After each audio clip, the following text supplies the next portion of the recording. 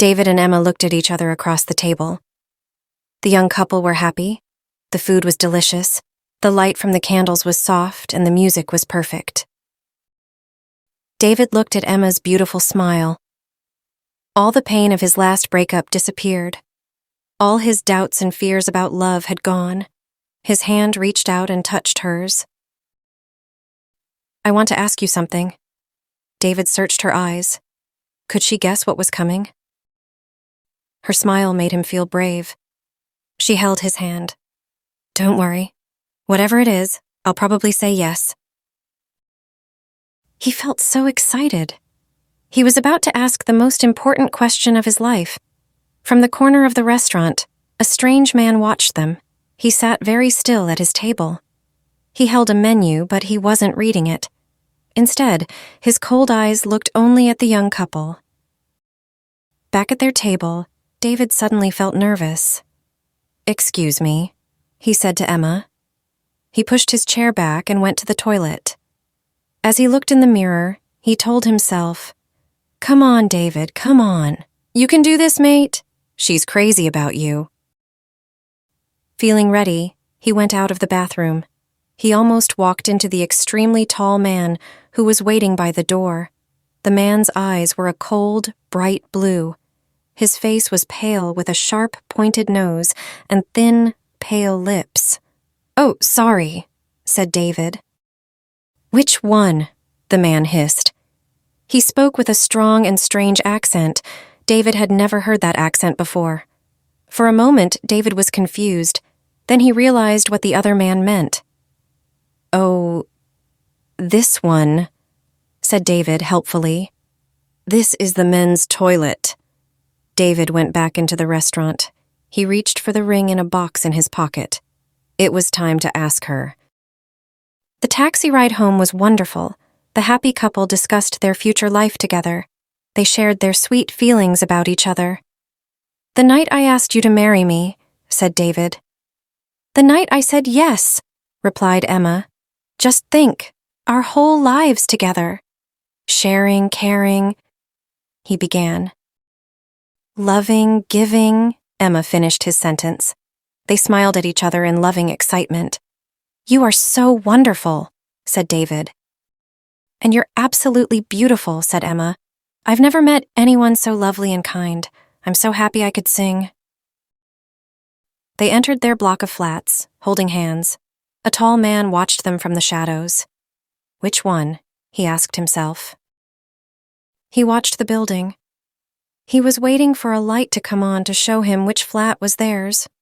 1 minute passed. 2. There it was. The light went on in a third-floor window. He saw Emma for a moment as she closed the curtains. How many times had he stood on a corner like this? How many victims had he watched? Many corners, many victims. His pale lips formed a thin smile. He moved out of the shadows to the door and pressed the buttons for every flat. The vampire was always pleased when people lived in flats.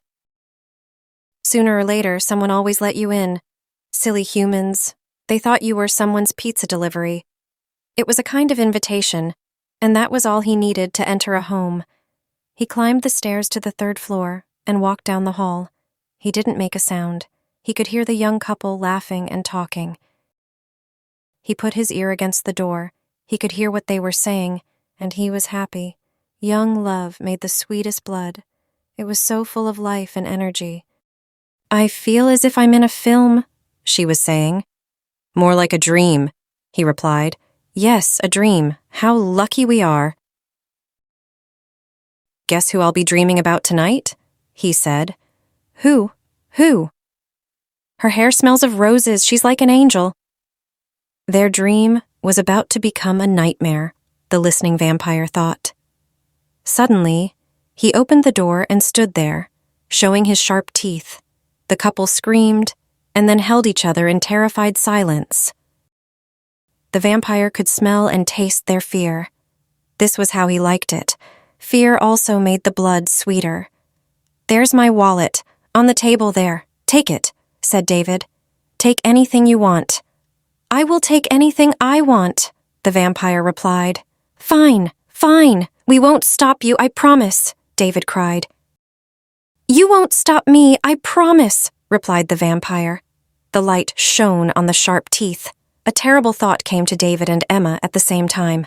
Look at his teeth. Is he a vampire? Which one? The vampire hissed. It can be only one. The couple's eyes were big and afraid, their mouths open in horror. They held each other's hands and their stomachs filled with fear.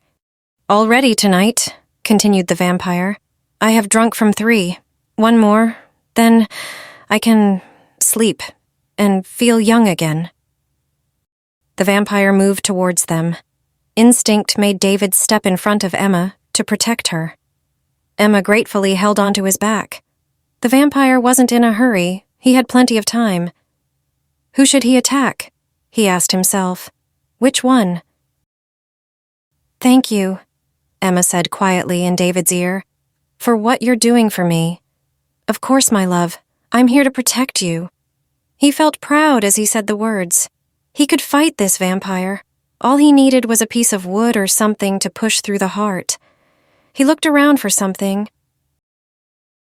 You're so brave to offer yourself, continued Emma. Sorry? Asked David. What are you talking about? Oh, said Emma. I just thought that with your love for me and everything.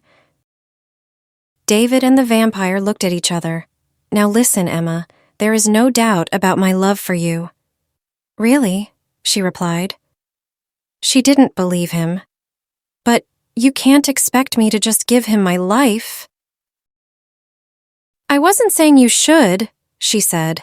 It's just one of our options, that's all. Well, think of another one, he shouted. Why don't you offer yourself to him to save me? The atmosphere in the room had certainly turned ugly. The vampire was not pleased that the fear and love were now silly, selfish arguments. Emma was very angry. I hope you're joking. Let's see how strong your love is. What a horrible man. What about the woman I was planning to marry, offering me to a vampire like a bone to a dog? You said my hair smells of roses, she cried. All right, relax. David was a little embarrassed to be having this argument in front of a stranger. I'm an angel, you said, she carried on shouting. Must drink, shouted the vampire angrily as he came even closer. He wanted to make a quick kill, then he could get away from these terrible people as soon as possible. His eyes opened wider and his teeth were bared. Which one? Her! David pointed at his future wife. Him! Screamed Emma in anger.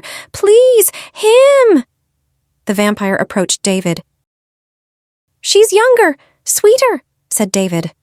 The vampire turned to Emma. He's bigger, there's more of him.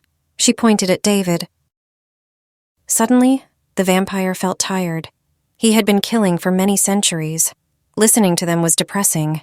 How could he feel good by drinking the blood of either of these disgusting creatures?